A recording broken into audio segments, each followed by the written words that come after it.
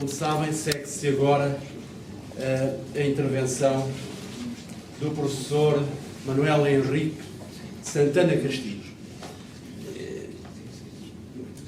Quer dizer, penso que dispensa apresentações, não é? Especialmente junto de um fórum docente. O professor Santana Castilho depois foi presidente do Politécnico de Santarém, foi presidente do Conselho Científico da Escola Superior de Educação de Santarém, e digo do Politécnico, foi de Setúbal. Enfim, é uma pessoa realmente tem uma coluna, é articulista no Jornal Público. Muitos professores, todos nós lemos regularmente enfim, o seu artigo no Jornal Público. Ainda recentemente esteve também num debate sobre educação, mais uma vez na TVI 24. Enfim, é realmente um colega ilustre e sempre muito bem quisto pelos professores, que gostam sempre realmente de o convidar pronto, para todo o país. Também temos aqui pessoas que vieram de longe e que ainda, enfim, depois também não podemos atrasar muito os nossos trabalhos, porque ainda depois já têm horários e bilhetes de comboio para seguir. Pronto, professor Santana Castilho, faça. E como sempre trago uma série de papéis, e os papéis vão jazer aqui porque eu acabo por não os ler e por não os utilizar. Aquilo que o professor Reis Monteiro nos disse, e isto não é protocolar, devo-lhe dizer, hoje durante o almoço, em determinada altura, solicitei o professor Reis Monteiro a tomar parte na nossa conversa, porque o via muito recatado. Enfim, tenho lido alguma da produção científica do professor Reis Monteiro. Peço desculpa de o ter provocado assim, mas tivemos aqui, digamos, a prova provada porque é que ele é recatado, porque as coisas que ele diz são objeto de uma reflexão sobre uma matéria bastante mais profunda e com uma natureza diferente daquela que eu hoje vou abordar. Talvez que, daquilo que eu vou dizer, se consiga estabelecer alguma explicação para a perplexidade que o professor Reis Monteiro subliminarmente deixa antever naquilo que ele diz. Portanto, eu vou falar de coisas menos eruditas, mais da terra a terra, mas que explicam muito daquilo com que ele nos convidou, com que nos confrontou e que nos convida a uma reflexão muito mais profunda. Ao fim e ao cabo, aquilo que o Dr. Filipe Paulo me pediu foi que falasse do estádio da educação, que eu prefiro chamar do sistema de ensino, e do que é que podemos esperar face a esse diagnóstico que me é pedido. A missão é difícil porque precisaríamos aqui de um par de dias para eu ficar a meio das coisas que penso que eram importantes dizer-vos.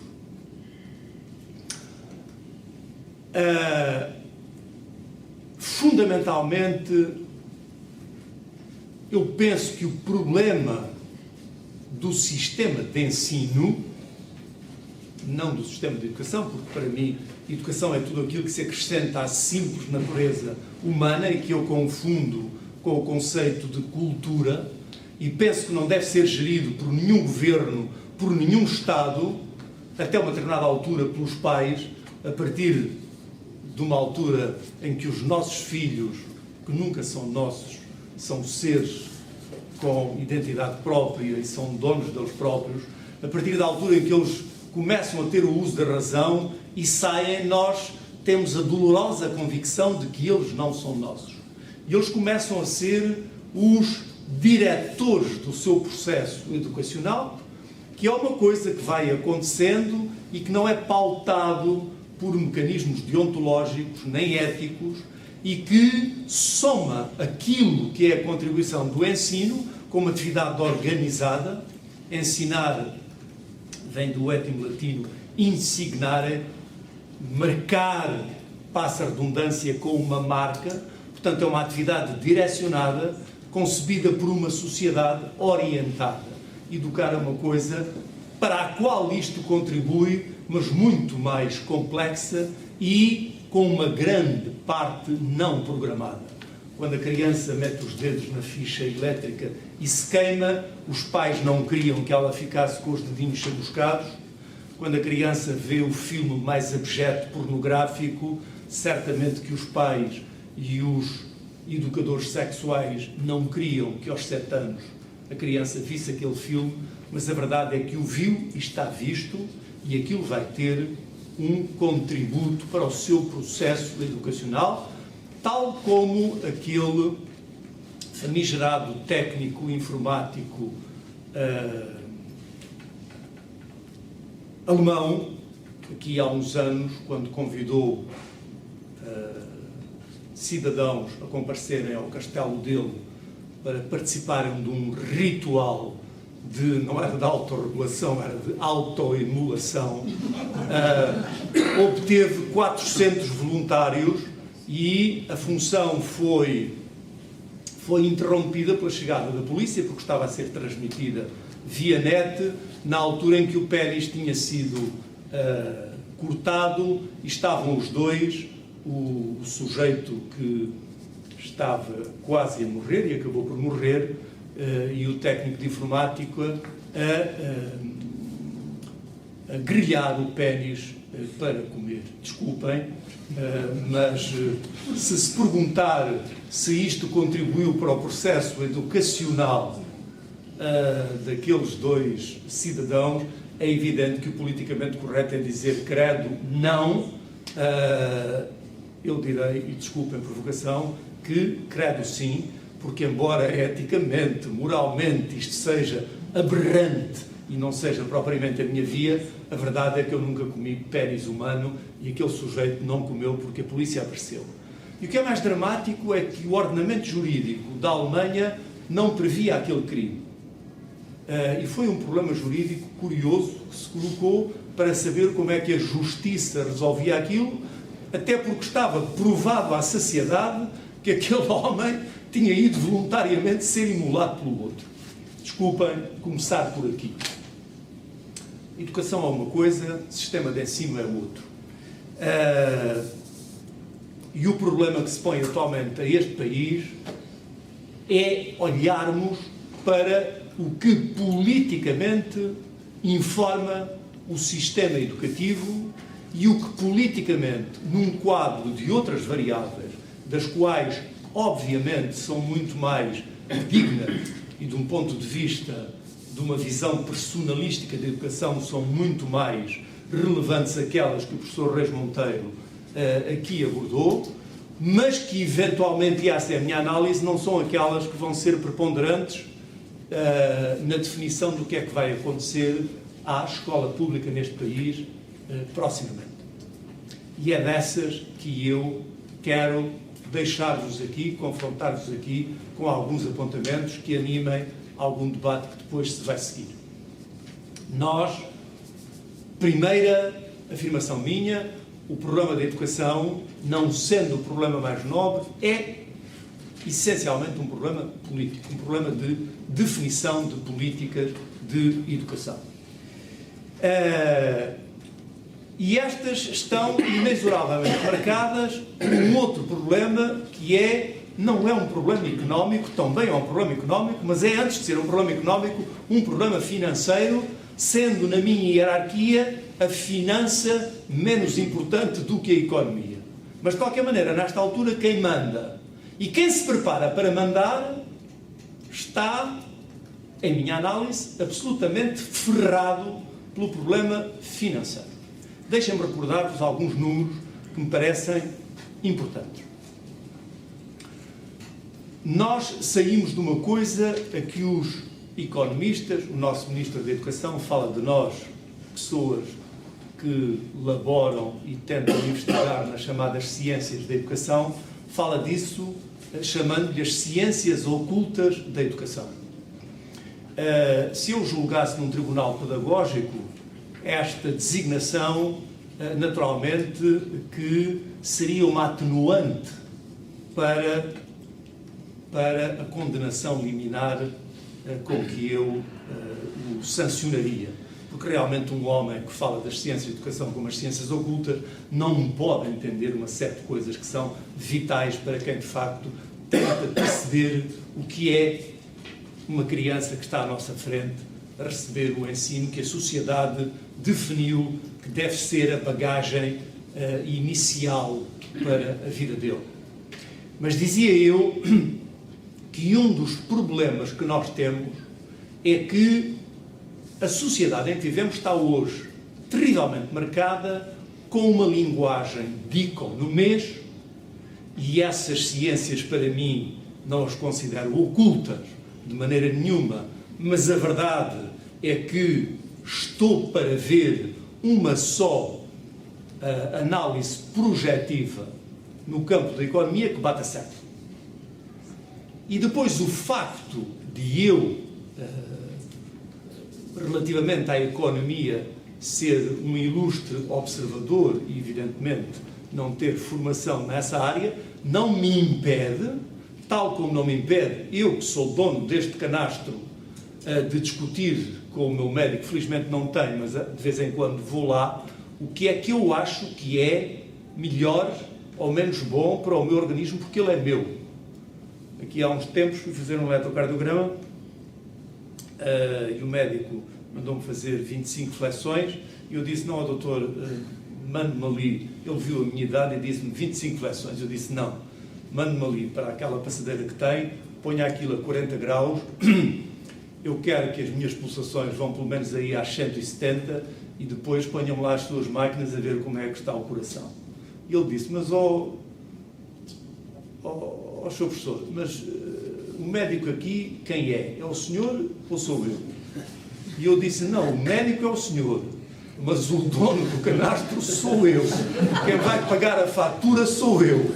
E eu é que sei o que é que quero fazer. E eu quero, de facto, ver com um determinado, a partir de um determinado nível que eu sei que é arriscado para si, como é que está o meu coração. De maneira que, como não me deu o papel, dê-me agora o papel, para eu assinar o termo de responsabilidade, e se quiser fazer o teste, como eu lhe digo, temos teste, se não quiser eu vou-me embora e não lhe pago a consulta. Bom, portanto, eu de economia não sou expert, mas há coisas que são absolutamente evidentes. Uma das coisas que é evidente é que o governo que manda na educação deste país iniciou um programa de governo com obediência a um acordo que estabeleceu com a Troika, onde era mandado cortar 400 milhões de euros. No momento em que eu falo aos meus ilustres colegas, nos 3 anos e meio deste governo, foram retirados ao financiamento de educação 3.292 milhões de euros.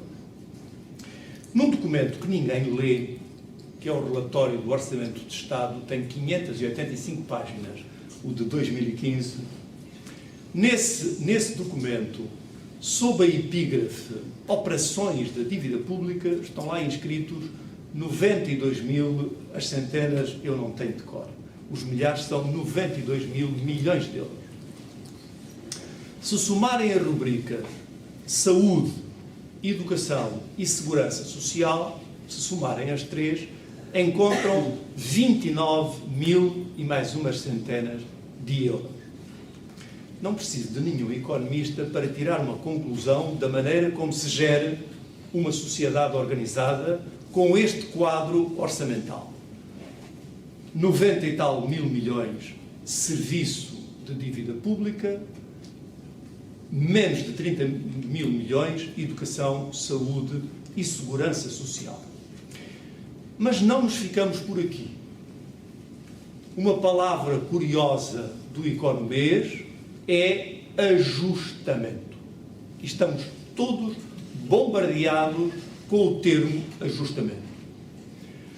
Eu percebo o que é que querem dizer com o ajustamento, mas para mim é muito mais importante compreender porque é que temos que ser ajustados do que aceitar o esquema para nos ajustarem. Dito de outra maneira,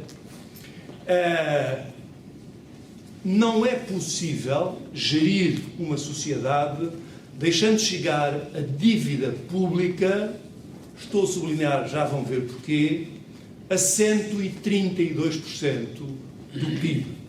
O PIB é um péssimo indicador para falarmos das relações que há entre os diferentes fenómenos que regulam uma sociedade. Mas é o que existe e por isso eu vou falar dele.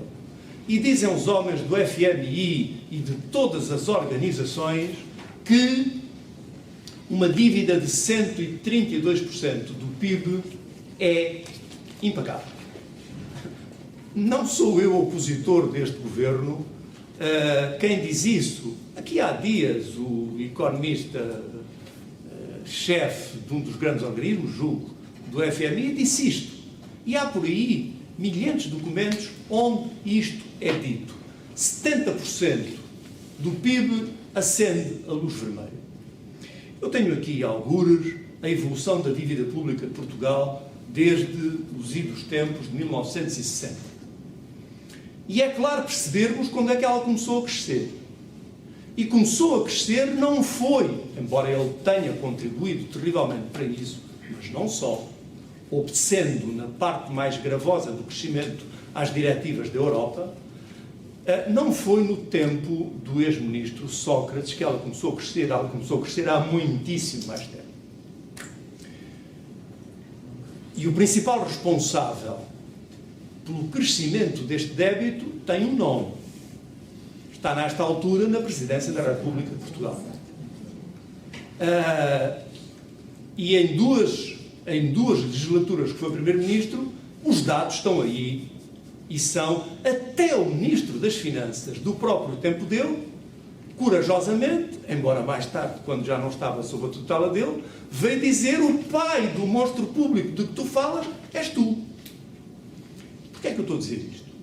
É que um déficit público que é acumulado ao longo de 30 e tal anos não pode ser pago em 3 anos.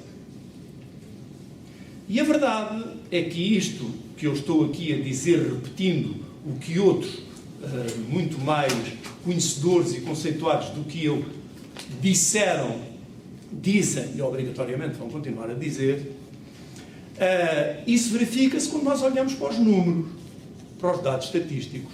Em 3 anos de governo, a dívida pública cresceu, e não diminuiu, à razão de 23 mil milhões por ano. Mas o que é curioso é que só se fala da dívida pública, não se fala da dívida privada. A dívida pública, 132% de um PIB que está nesta altura em 157 mil milhões de euros, compara, como dizem os economistas, com uma dívida privada de 740 e tal mil milhões. E esta é a situação do país. E é evidente, como a doutora Manuela Ferreira disse, manda quem tem o dinheiro. E eu direi, há uns que mandam pouco e que nós conhecemos, e há outros que nós não conhecemos e que mandam tudo e mandam muito. Ora, falar do sistema de ensino não é possível, ou sobretudo falar do que é que vai acontecer a seguir, não é possível, quer nós queiramos, quer não, ser dissociado deste problema que o país tem. E, portanto, a questão é esta. Quando vejo um seráfico governante dizer que nós temos que ser honestos e temos que pagar as nossas dívidas e que temos que cumprir os nossos compromissos, e diz isto com cara dura relativamente aos nossos credores agiotas, sim, agiotas, porque em 3 anos de governo foi retirado à economia do país 28.300 e tal milhões, dos quais 28 mil foram diretos só para pagar juros, outro número que podem reter, a diminuição dos salários, a diminuição das reformas, o aumento de impostos, tudo aquilo que amargurou a vida dos portugueses, cifra-se em 28 mil e tal milhões de euros. Desses 28 mil e tal milhões de euros, aquilo que se fez com esse dinheiro para reestruturar o Estado, zero. Foram todos direitos para pagar juros. Não é amortizar dívida. Desafio alguém, presente ou não presente, estes números eu já os disse na televisão, a dizer-me que isto não é assim, que isto é factual. E, portanto, o sistema de ensino não pode ser pensado no futuro independentemente desta realidade. O país tem um problema. O país tem que definir se quer pagar depressa uma dívida que é impagável, isto é paradoxal o que eu estou a dizer, mas é propositadamente, deixando morrer as pessoas, avacalhando a vida das pessoas, ou se quer cumprir os seus compromissos com os credores, sem deixar de cumprir os compromissos com os próprios cidadãos do país. Porque eu fiz um compromisso há 43 anos, quando assinei um diploma de funções públicas, em que o Estado me disse quanto é que eu descontava para a Segurança Social. E disse-me que depois de não sei quantos anos de profissão, o Estado se obrigava a pagar-me como retorno daquilo que eu tinha descontado, e devo dizer que já fiz as contas, porque, sem ser economista, sei pensar na linguagem dos economistas, já fiz as contas, e até aos 82 anos não recebo um tostão do Estado. Devolva-me aquilo que eu depositei.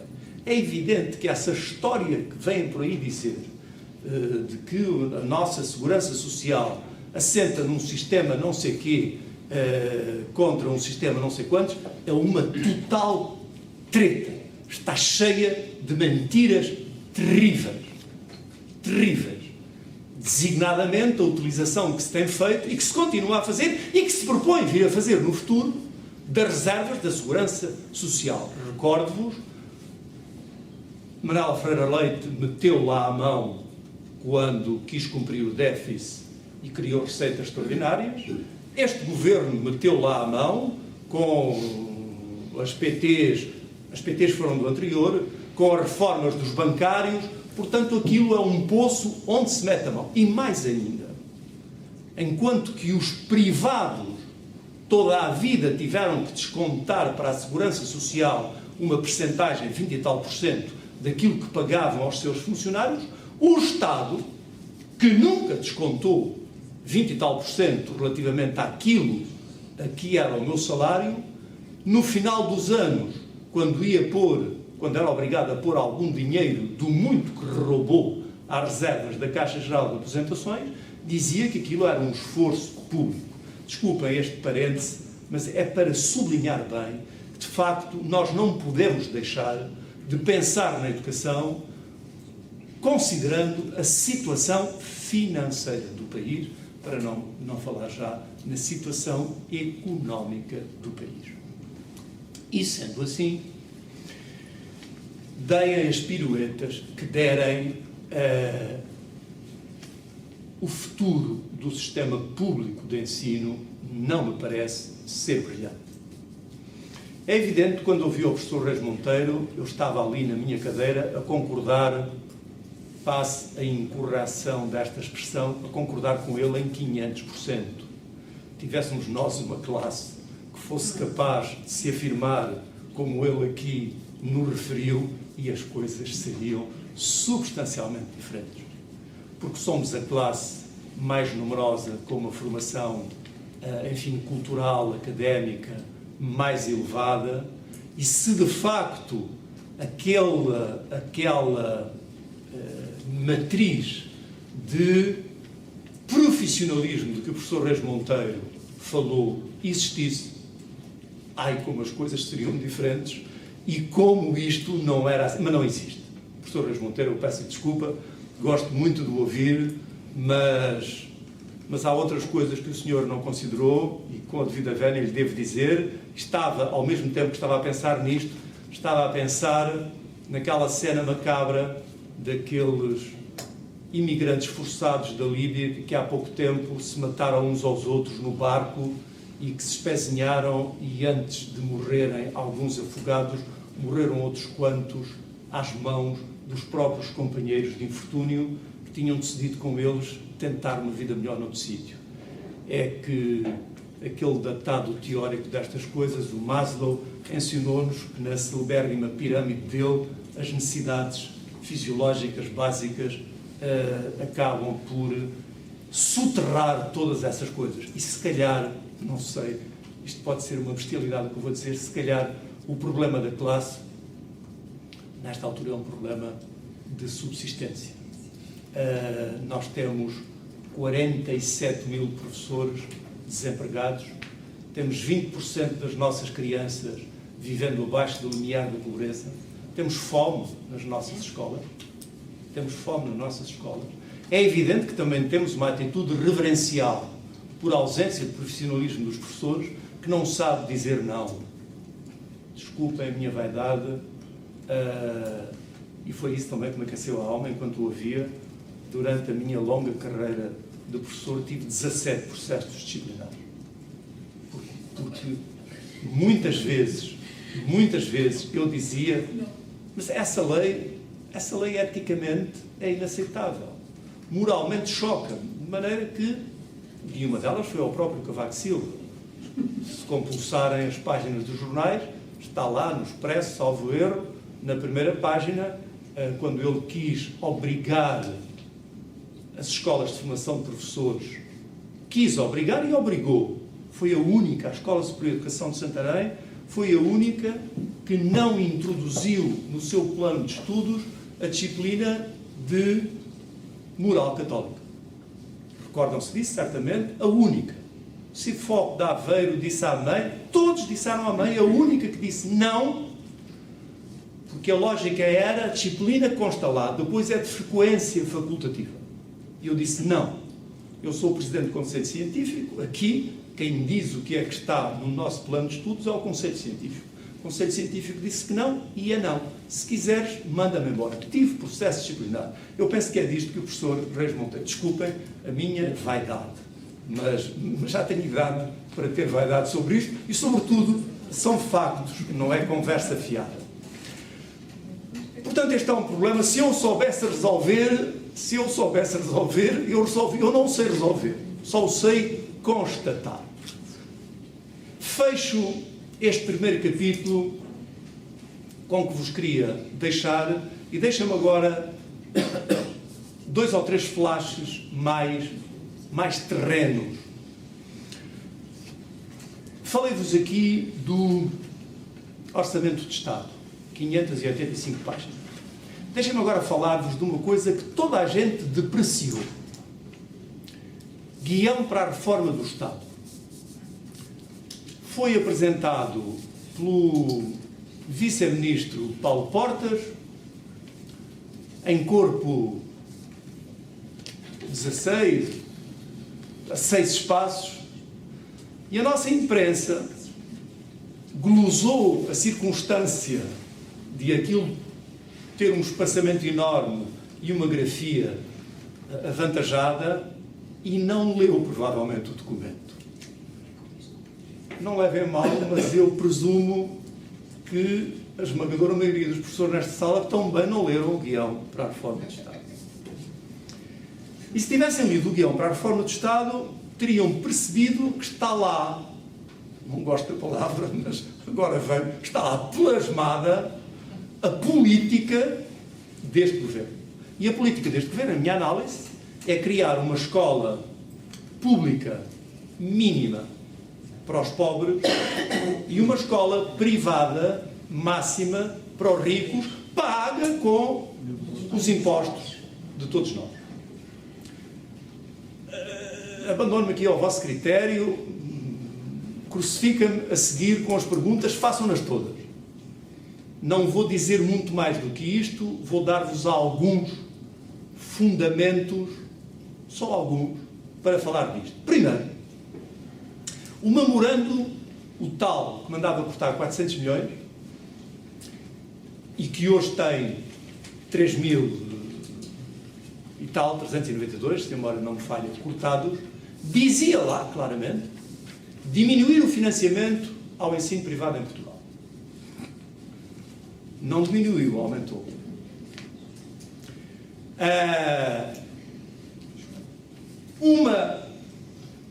Uma das bandeiras do guião, o guião dizia 4 coisas extremamente significativas. O Estado limitar-se-ia futuramente, e já vi menos provável que a coligação no poder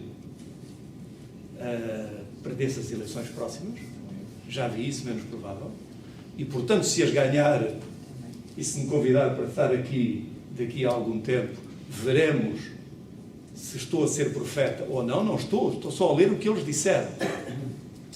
Eles diziam que o Estado se limitaria à segurança, à defesa nacional, à diplomacia e à justiça. Está escrito.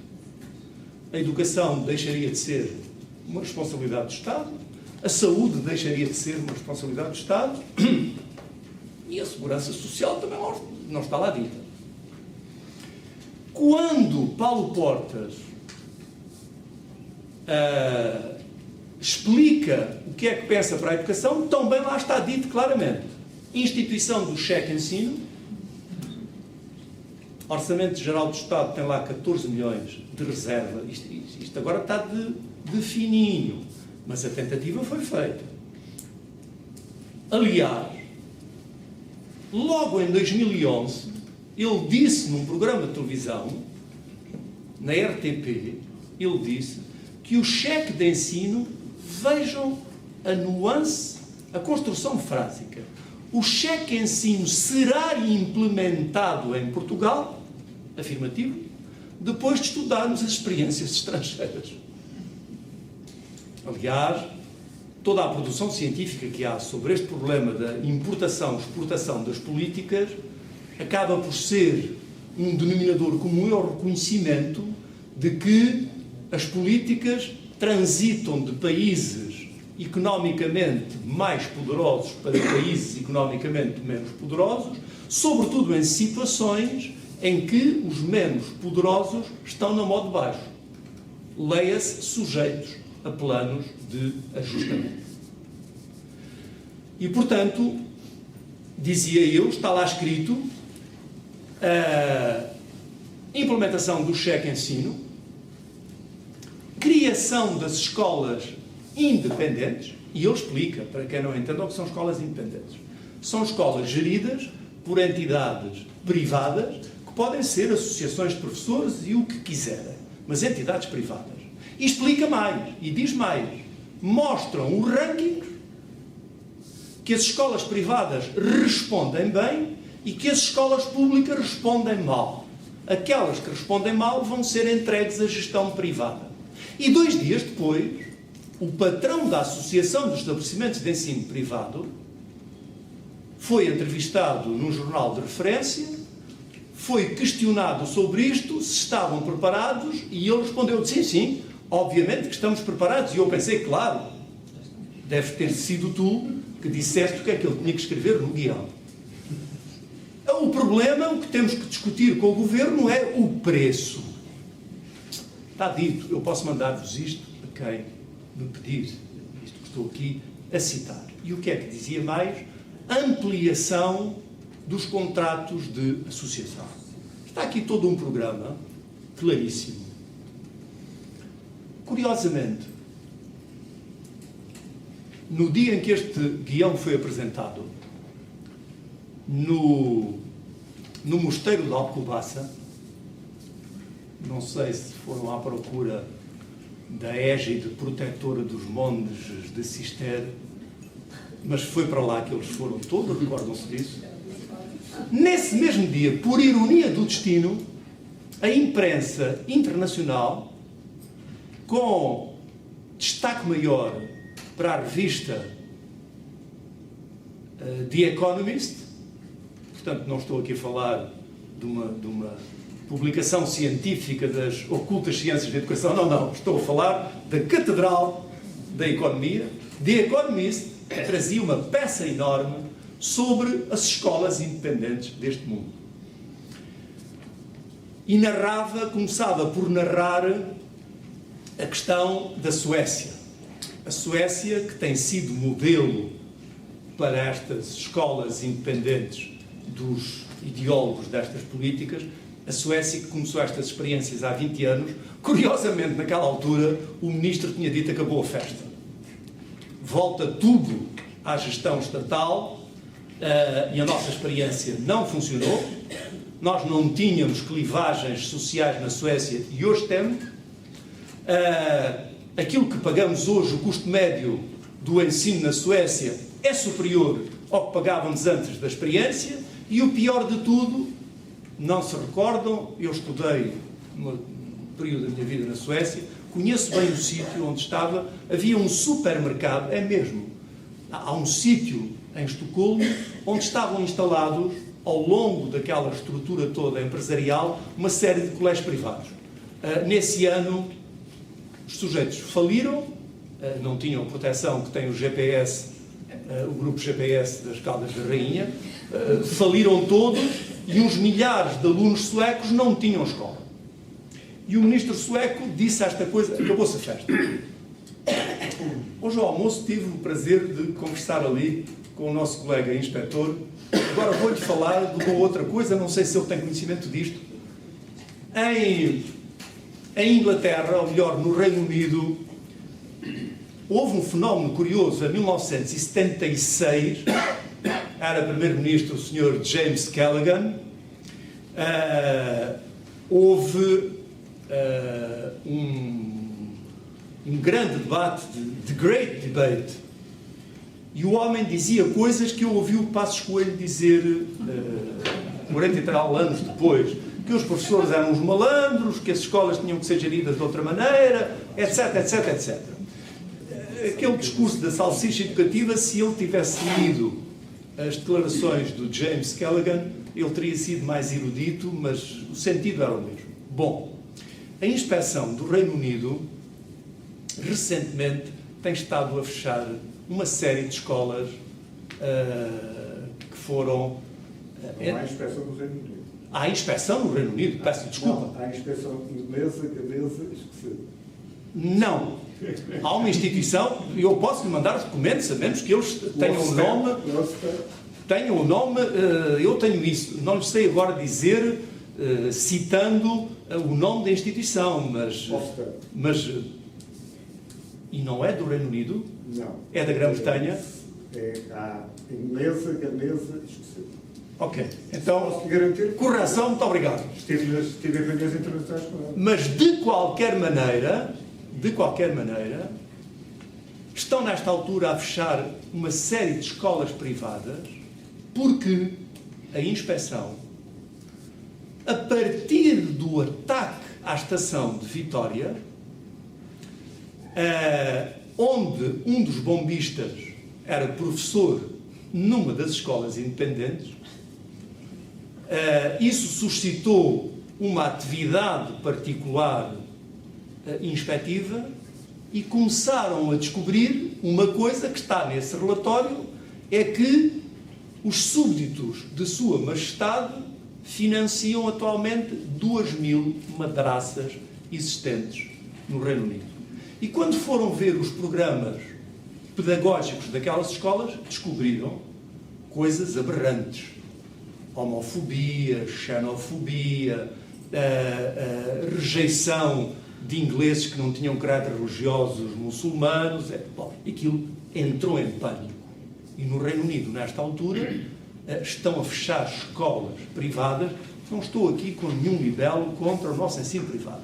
Eu sou um defensor do ensino privado, mas sou mais defensor do ensino público e, sobretudo, digo, a nossa Constituição diz que nós temos que ter uma rede pública de ensino e diz também que é livre o ensinar e o aprender, e eu acrescento que quem quer ter ensino privado paga. Porque quando eu pago impostos, eu não pago para os meus filhos. Tenho 3, um deles, por acaso, o último, esteve sempre na escola alemã, bem caro me custou, mas eu não reivindico que o Estado me devolva a parte dos impostos que eu paguei e que não aproveitei na formação da minha filha. Foi decisão minha e, portanto, as minhas decisões sou eu responsável. Portanto, excelente ensino privado, desde que seja pago pelos privados. Bom, e não preciso aqui de vos dizer o escândalo que é nesta altura no país, as escolas públicas que estão às moscas, com colégios privados ao lado, financiados pelo Estado, onde as crianças estão.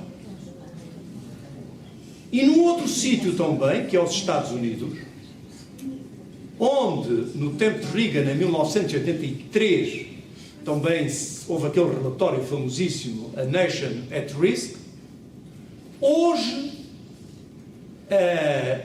e sobretudo no estado de Nova Iorque, está a assistir-se a uma marcha atrás total nestas políticas de entrega do ensino público a instituições privadas. Isto são factos. Eu engalinho quando me dizem que o privado é melhor e resolve tudo bem. Estou cansado de ouvir isto. Já ouço isto há muito tempo. Há público excelentemente gerido, há privado pessimamente gerido, e o problema do público é exatamente ter modelos de gestão incorretas e ter gestores desgraçados. É o problema, ao fim e ao cabo, que o país tem do ponto de vista político. É ter um governo incapaz de gerir o país. Se estou a dizer-vos tudo isto, é porque, de facto, em minha análise, o problema mais premente neste país é o de decidirmos se queremos ter uma escola com uma matriz personalista. Aquela escola onde uma criança, quando entra, não é vista, e o professor Reis Monteiro falou aqui da OCDE, leiam o prefácio do último Education at a Glance. Tem lá uma coisa extremamente significativa. Como sabem, a OCDE, e enfim, não estou aqui a menosprezar os programas de avaliação da OCDE, que valem o que valem, e têm aspectos positivos e aspectos negativos, mas não podemos esquecer que a OCDE, fundamentalmente, não é uma instituição educativa, nem particular interesse na educação. Tem interesse na educação enquanto instrumento para promover o crescimento económico. Como sabem. E neste último relatório leiam aquilo que lá está dito, que doutrinariamente é paradigmático. O senhor Angel Gurria, não é assim que ele se chama, diz esta coisa: o incentivo que ele faz aos países para que continuem a investir na educação radica no seguinte. Diz isto: nós aqui estudamos, todos os licenciados, quando entram no mercado de trabalho, ao fim de não sei quantos anos, 40 anos de atividade profissional, pagam ao Estado em impostos X. O Estado gastou com a formação deles Y. X menos Y é Z. Estados todos mandem os sujeitos para a escola porque o dinheiro que ganham com eles é bastante mais do que aquele que pagam a formal. Eu, como bom alentejano que sou, fui educado desde pequenino a dar muito mais valor a determinado tipo de coisas do que outras. Isto é terrível, mas eu condeno mais facilmente um sujeito do que o salvo. E há coisas que eles dizem que os crucifixam inexoravelmente. Esta de um sujeito dizer-me que forma os sujeitos porque eles te pagam em impostos muito mais do que aquilo que tu gastas com eles, definitivamente condenou logo toda a atividade daquela organização e particularmente aquele sujeito como dirigente de uma instituição daquele tipo. Nós temos, de facto, em Portugal, que perceber se queremos ter uma escola eminentemente utilitarista, onde uma criança é vista como Gurria vê um cidadão de qualquer país, como uma coisa que vai dar dinheiro não sei a quem, ou se queremos ver uma criança, pelo menos durante um percurso longo da sua permanência na escola, como um ser em formação que, antes de ser um trabalhador e um gerador de impostos, é um ser que tem que ser respeitado, que tem um cérebro no qual nós temos que esgravatar para ver que, desculpem, isto não é romantismo, é aquilo que eu genuinamente sinto como professor, o que é que ele tem lá em potência, porque eu tenho a responsabilidade do que o professor Reis Monteiro aqui tão bem falou, de desenvolver aquelas potencialidades, não para fazer dele um talhante, um pintor ou outra coisa, mas para fazer dele aquilo que ele tiver capacidade para ser e que ele quiser fazer. E essa, de facto, devo-lhe dizer, fui eu que aprendi consigo, não me disse nada de novo, mas fez-me aqui, de facto, sentir-me confortado com o que acabei de ouvir. Esta, de facto, é uma responsabilidade terrível de um professor. E é isto que nos falta, efetivamente. Nós temos que perceber isto, temos que decidir isto, temos que exigir na nossa sociedade que esta seja a direção da escola pública e que não seja aquela que hoje se espelha no dual, nesse autêntico crime, nesta paranoia de tudo medir. Quantos de nós, todos de nós, eu não, estou farto de desgravatar e dizer e ridicularizar a situação. Quantos de nós estamos conscientes que só no português, com esta última revisão assassina do programa de português feita em fevereiro, temos 1000, senhores professores, 1000, volto a repetir, 1000 parâmetros para avaliar as nossas crianças. Eu não resisto.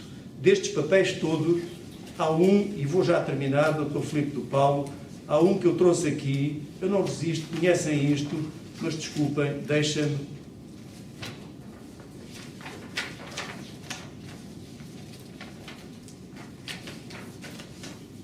Crianças do primeiro ciclo do ensino básico.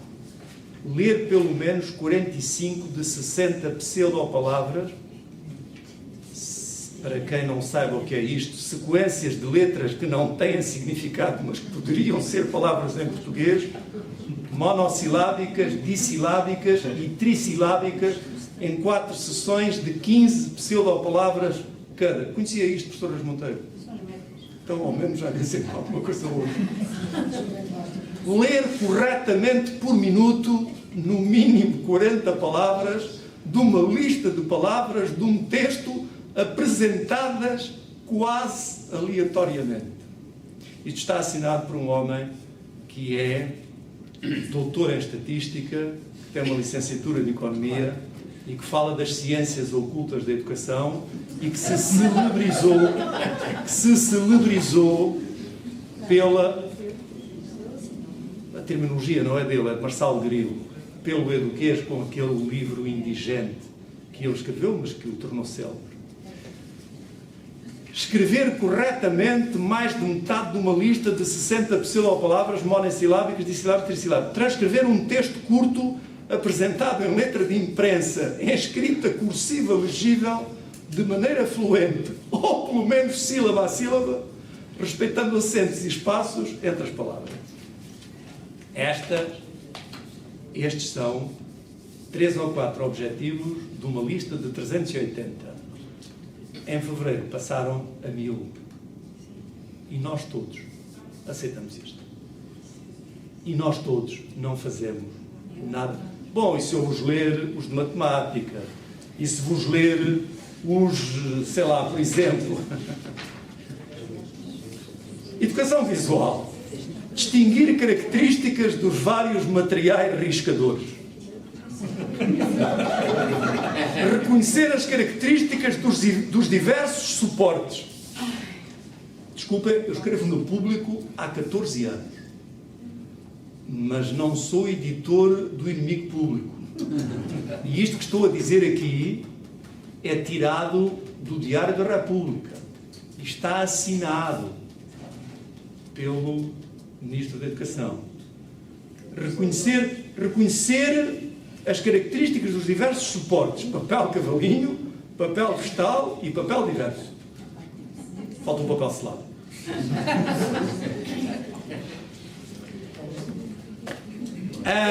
Eu vou mesmo já concluir. Sabem, eu durmo pouquíssimo, passo a vida a ler coisas. O Diário da República é um órgão extremamente curioso para se ler. E queria só, desculpem, eu vou mesmo concluir, Dr. Filipe do Paulo, queria só mostrar-vos aqui sabem que nesta paranoia em que nós vivemos, dos exames e tudo, querer medir, bom, nesta paranoia em que andamos, mais uma vez apelando para aquilo com que o Dr. Reis Monteiro nos confrontou, nós tínhamos de facto tantas coisas. Bom, perdemos neste último mês milhares de horas de aulas por causa dos exames, como sabem. Não é? Essa coisa do PET, sabem a que é que me estou a referir? Estou-me a referir a um exame de Cambridge, que foi anunciado o ano passado, já foi feito o CAT, ou o DOG, este ano foi o PET. Estou-me a referir a um exame que foi apresentado publicamente como sendo uma coisa altamente inovadora, e era inovadora. Somos o único país no mundo, aliás, eu tive um debate na política mesmo com aquele senhor do organismo do IAV, independente, o Helder de Sousa, do IAV, organismo independente, que foi altamente criticado pelo ministro Nuno Carato quando era GAV, dizendo que aquilo estava às ordens de toda a gente e não sei o quê. E ele então agarrou naquela tralha toda, fez um diploma novo, mudou-lhe o nome. O diploma diz, mais uma vez, não estou a inventar, tenho aqui, posso mostrar. O diploma diz que o critério para a constituição do IAV é ter pertencido ao GAV. Sim, está lá escrito. E, portanto, toda a tralha saiu do GAV para o IAV. Os responsáveis são nomeados sob proposta dele pelo Conselho de Ministros. Aquilo é pago integralmente pelo Orçamento do Estado, mas é independente. Aqui há dias, não sei se deram por isso, na Universidade de Coimbra, não foi na Tasca da Esquina, foi na Universidade de Coimbra, o presidente do Conselho Científico do IAV disse publicamente, e eu tenho a gravação do que ele disse, e citei-a na televisão, disse publicamente que os exames estavam encomendados pelo Ministro da Educação e que não iam permitir tirar nenhuma conclusão sobre a evolução do ensino em Portugal. O jornal onde eu escreveu, aliás, um editorial e o público, enfim, I'm not fishing for compliments, mas quando escreve um editorial não faz dano nenhum. Escreveu um exame sobre isso. O título do editorial, um exame sobre isso, um editorial sobre isso. O título era Albarda-se o burro à vontade do dono. Bom, eu na televisão confrontei o senhor do IAV com isso e disse, bom, isto para mim é um enlamear da sua atividade. Ele diz que não é, se quiserem, visionem o debate. O PET, que é responsável por perdas de milhares de horas nas aulas, foi anunciado ao país o ano passado como sendo uma coisa que não traria um único euro de gasto para o Estado. Lembram-se disso? Numa das 585 páginas do Orçamento de Estado de 2015, artigo 34, número 6, diz assim: durante o ano económico de 2015, o Ministério da Educação e Ciência pode efetuar, com recurso ao procedimento de ajuste direto, toda a despesa relativa à aquisição dos serviços para a realização do teste diagnóstico de inglês e para a emissão do certificado de proficiência linguística, que é pago a Cambridge a 170 euros por certificado e os pais só pagam 25. E alguns não pagam nada. Exatamente. Não sei quem é que paga a diferença. O senhor do IAV, confrontado com isto, disse na televisão que quem pagava eram os sponsors. Quem são os sponsors? O Banco BPI, a Porto Editora, a Nova Base e a Globestar Systems. Por acaso, quer dizer, eu não tenho responsabilidade nenhuma disso, o facto de escrever no público não me responsabiliza por isso, mas por acaso, por mero acaso, volto a dizer, eu não tenho nada com isso, não tenho mesmo nada com isso. Uma jornalista do público foi inquirir todas estas empresas, foi perguntar, os senhores pagaram alguma coisa? E eles dizem, não. Isto tem zero de custos. Isto tem zero de custos para nós. Última nota. Há dias, o FMI brindou-nos com um outro relatório. Nesse relatório dizem que o país ainda tem professores a mais e que tem resultados da educação paupérrimos. E que, portanto, gasta muito dinheiro, gasta 5,8% do PIB em educação. Nós lemos isto, eu, pelo menos, li isto e deu-me uma fúria. Não ouvi a canção do Sérgio Godinho, mas, de facto, os meus dentes cresceram em raiva. Como é que é possível? O país gasta, nesta altura, 3,2% do PIB. Somos o país na Europa que menos gasta com a educação. Mas gastamos 3,2% de um PIB que hoje diminuiu 30 mil milhões em relação à altura em que, de facto, chegámos a gastar 5,8%. Estes sujeitos, no último relatório, de 2013, tinham, na nota 27 da página 25, nota de rodapé, página 25, versão inglesa, há uma versão portuguesa, mas foi feita por um blog, o Aventar, porque o nosso colonialismo é de tal ordem que os documentos oficiais nem sequer são escritos na língua portuguesa. Aliás, não me espanta, já tem duas universidades que só dão cursos em inglês. Mas na nota 27 da página 25 estava lá uma recomendação do FMI. Vocês têm um problema com os sindicatos.